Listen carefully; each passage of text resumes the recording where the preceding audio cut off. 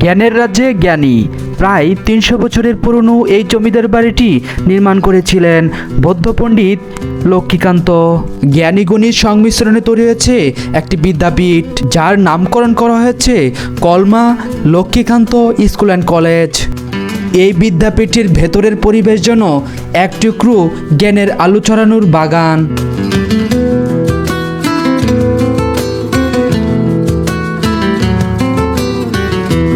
এই সবুজের মেলা দেখে মনে পড়ে যায় অতীতের স্মৃতি, যা এখনো চোখের সামনে ভাসে।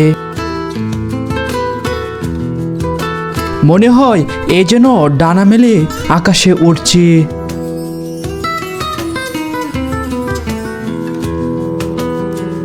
আকাশের বর্ণিল রং যেন এই জানি ডাকছে। তাই তো এই বিশাল আকাশের নিচে নিজের চিন্তাগুলো একটু একটু ছড়িয়ে দিতে চাই।